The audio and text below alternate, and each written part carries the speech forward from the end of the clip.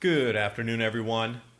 Conservative estimates drop 20% of grain production in Australia below the 20-year long-term average off a cliff. 17 million tons, but then the government assures it's 19 million or 19.1 million. Anyway, look at these ridiculous changes, 35% drops in different regions across Australia. 2019 worse than 2018, farmers in desperate situation. So much so that Australia is lowering its wheat export forecast now. The world's fourth largest exporters going to import wheat from Canada. Whew, sure glad Canada has a lot of wheat this year. Not.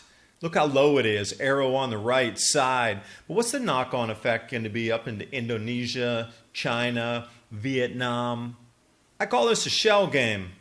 But more in today's world, it looks like this with the shell of just-in-time delivery masking with the corporate media.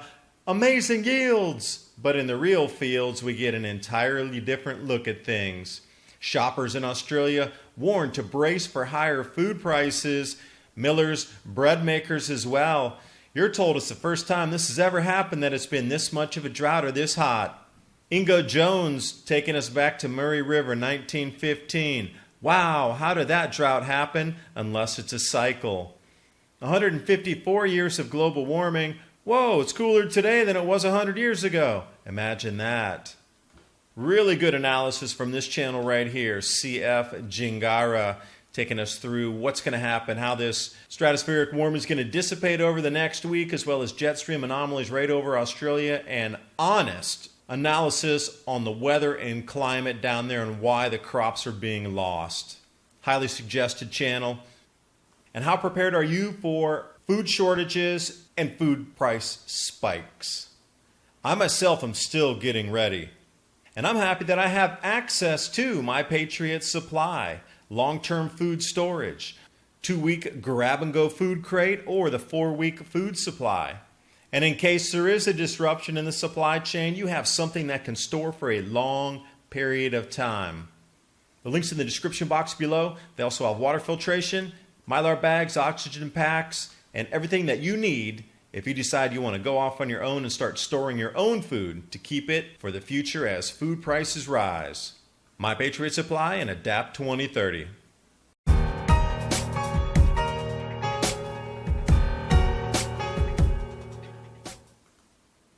Guardian here with the headline, Australia to import wheat for the first time in 12 years as drought eats into grain production.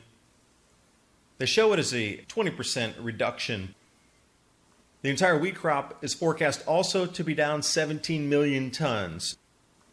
So the numbers I've seen for production are between 17 million tons and 19.1 million tons, the rosy forecast coming out of the Australian government. So it has that 2 million ton range in there somewhere, irregardless what is happening to the agriculture down in Australia. Drought and cold and stressed planting and growing conditions for the crops. Taking a look here at the state production of Australian wheat, just about half Western Australia, the rest of it divided amongst the other states here. In Tasmania, right there at 2%. Tassie, sorry, I'm going to clip you off the map. Bringing it up here, look at Queensland, down 33%. New South Wales, down 32%. And it just rolls on. And this is the third year in a row for the losses, yet everybody keeps saying in the corporate media in Australia, it's CO2. Nobody's looking at the grand solar minimum cycle. Well, maybe a couple people are, but they're not in the corporate media end of things. They're independent researchers. But the Australian government coming out with a full-page ad, are you doing it tough due to the drought? If you are, you could be eligible for assistance. I think most farmers are going to take them up on their offer there. And off the weekly price report here, U.S. Wheat Associates, third straight year of drought in Australia. Kevin Long says it's going to be a 7-year drought. I did an interview with him. It's in my playlist. Kevin Long from thelongview.com.au. 4 more years of excessive drought. If they're at this pinch point already after 3 years, they're going to be at zero production after 7 years of drought. And we see it in the numbers. The original 19 million tons forecast has now dropped to 17, but even with that number, Australia's ranking as a world wheat exporter dropping to 7th from 3rd in 2016-17, and it is going to continue. This is a prolonged cycle here. And look how quickly these numbers came down. Back in March, they were saying, oh, Australia's going to export 14.2 million tons, and just late June, they brought that down to 11.7 million tons. Now we're coming further into where they're really starting to get the harvest now, and it's dropping further. So these numbers are all over the place, but it gives you a good gauge of how much the drops really are. And this is kind of the nail in the coffin here. WorldGrain.com, Australia lowers wheat export forecast so greatly. And you have to realize this is in June before the rest of the numbers, some secret numbers we can't find as of today. We still have to use a month or longer ago's numbers, just like in the USDA. They only do it, every 6 weeks to give you an update? Well, at the last update, the drought was causing the world's 4th largest exporter to import wheat from Canada. And I was thinking, I've been reading article after article about how bad the wheat production in Canada is this year.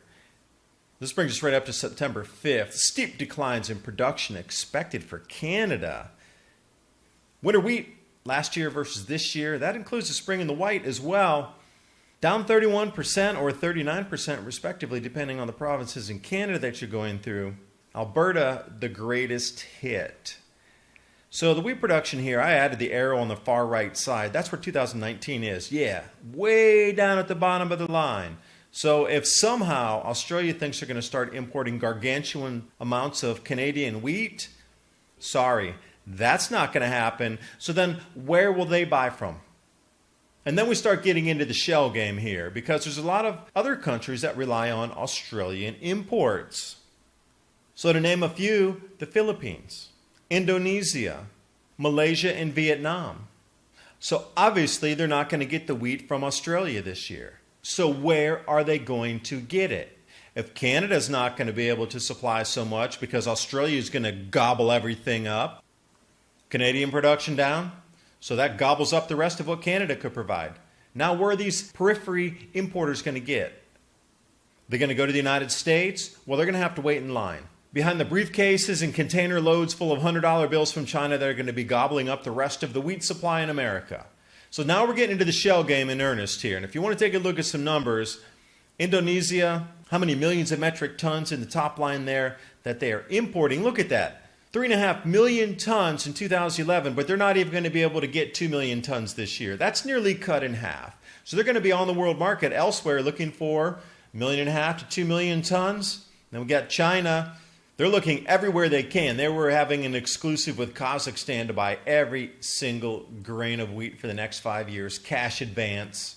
And we see it, the amount of food available on the planet is a chess game at the moment to acquire it. What about Vietnam? 2.4 million tons, and now we're even under 1 million tons. But that's going to drop further due to the declines this year. So where's Vietnam going to get all this extra wheat from? And I like the very bottom entry there too. So it looks like that's Australian exports to the rest of the world. So back in 2011, 20 million tons approximately. 2018, 11.4 million tons, but that's going to slash even further. So they lost about half of their exports, half of their production, enough to where they're not going to export, they're going to import. And nobody's talking about the grand solar minimum. Really. Government keeps deflecting. It is a shell game. Do you think it's under the left shell? Or do you think it's in the middle shell? You think it's on the right shell? Oh, we don't know. It's in the supply chain somewhere. This is the modern shell game right here. Governments and media can say, hey, we got production over here. Look, it's cargo over here. Oh, there's some imports over there. Exports from that place. The numbers are so jumbled, you can see just the jumbled numbers in Australia. Now do it through all the exporting and producing countries, and what kind of mishmash do you get globally? And another well-educated, independent, tell it as it is, factual researcher, Ingo Jones. Check out his Facebook feed. A plethora of information on what's happening with the farm community down there, as well as cycles. Nothing north of Murray. Harvesters take a hit. And this is in a progression talking about from 2017, 18, and now 19 being lower than the previous couple of years. And it's the third year in a row that this is happening. So harvesters sitting idle. How much reduction in GDP is that? And then the knock-on effect, of course, is skyrocketing prices for flour, anything bakers or types of breads that you're going to be buying, pasta and goods, up and up in the price. They're even talking about how bakeries can safeguard themselves against the impact of these rising prices. And these types of headlines here, drought darkens the outlook for farmers. And in the last line there of the paragraph, he's talking about how bad it is, that it's so bad the farmers' losses this year that they're not going to have to pay taxes for 30 years because they're going to get a write-off on loss that's so steep that they can continue to offset that for 30 more years. There is a severe problem that few are talking about. And it is related to cycles. Grand solar minimum, our sun's going to sleep on its 400-year cycle. It's matching right up with the drought cycle, with the economy cycle, with the reset of society cycle. And somehow, we can't even discuss that. At least ABC Rural's warning shoppers to brace for higher food prices. And again, when those higher food prices kick in, what are these shoppers going to pull out of the rest of the greater spending economy? So you got the farmers taking a hit, they're not going to have extra spending money. You got the shoppers going to take a massive hit, they're not going to have extra money to spend on something. So what are the farmers, the retailers, and the individuals going to start pulling back on spending first? This is a microcosm of what's going to happen to the rest of the world with a massive economic contraction based on rising food prices. And some others covering the Australian debacle in food, drought, and economy, solarminimum.net over there on Facebook, talking about the stratospheric warming event, this sudden event close in here. That dark green are warmer temperatures. You're looking at the extreme cold off to the southeast there, that dark purple and blue. That's where the cold temperatures are. That's why they call it sudden stratospheric warming, because the warm is the green that's right over the pole. That displaces other air pockets, cooler temperatures.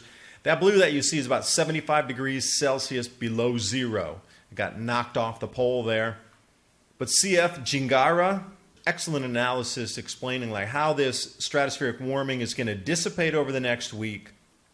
Also about the Antarctic vortex along with the jet streams flowing in different places. You get a little bit of agriculture in here. Excellent channel. Highly suggest you go over there and take a look. Permaculture, preparing and planning for this grand solar minimum on cycles as well. There are some people speaking truth about what's happening down in Australia.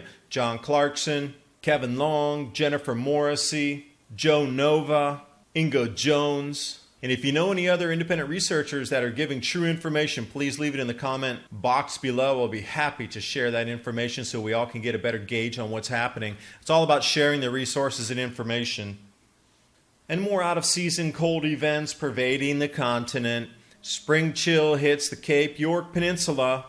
Too inconvenient to talk about. Next, Mount Cannibales closed as region battles bitter cold snap in spring. Hey, I thought it was the warmest year ever. Thought there was no snow in Australia this year, according to mainstream media. Oh, what about all this Australian snow September 9th? Mount Tricket? Wait a second. Let's talk about heat. Murray River, 1915. Ingo Jones bringing us back on the cycle here. You know, this fire was set intentionally by some kids and it makes national news. There was no lightning strike. Yet here we have extreme drought back in 1915. But the droughts that we have today are all blamed on humans. Couldn't be anything natural. But take a look at the amount of trees. We're blamed because trees are cut, that we're causing the droughts. But wait a second, there was trees. But the 1944 drought was excessive as well. So how is it that there's two droughts when there was little human activity? I guess it's not us. It's a cycle. And I really like the way Ingo Jones comes out here, shows you on the map with the pin, far north Queensland, puts up some temperature charts before when it was warmer on the unadjusted data compared to where we are now. Far right side, you'll see it was warmer in the past. 1915 and 1970s, outback of Queensland. Cape Otway, 154 years of global warming. Remember, left side is further back in time. We get those circles where we can see the heat spikes. We are at the far right, lower than 3 previous heat iterations, stretching back 150 years. Also, taking a look at New South Wales here, pin on the map. Do you see a temperature drop from the last 120 years? I do. And I, as well as many others, believe it's a cycle. We can prepare for it. We know what happened in the past. As long as we understand the danger in front of us, we can start to develop solutions. That's why I wrote this book, Climate Revolution, The Grand Solar Minimum, How to Understand, Prepare, Adapt, and Thrive. And lo and behold, back in 2017, I circled these areas on the map that were going to go offline first when we started to get into the true food shortages on the planet. See Alberta? That's part of the Canadian wheat loss. Saskatchewan as well. Let me see where I circled down in Australia years ago. Oh, wait, the same places that are losing the wheat production right now? Interesting. The link's in the description box below. Hope you got something out of the video. This is just one set of countries that are playing the shell game with our agriculture at the moment. Imagine when it becomes a global shell game. It already is, but in earnest you can see the underpinnings and the workings of how this is going to manifest moving forward. Food shortages and price spikes are just suddenly going to instantly be here, and you say, whoa, what happened? Well, it was all of this taking months to unwind itself until the true shortages hit the store shelves and your country. And I will see you next video.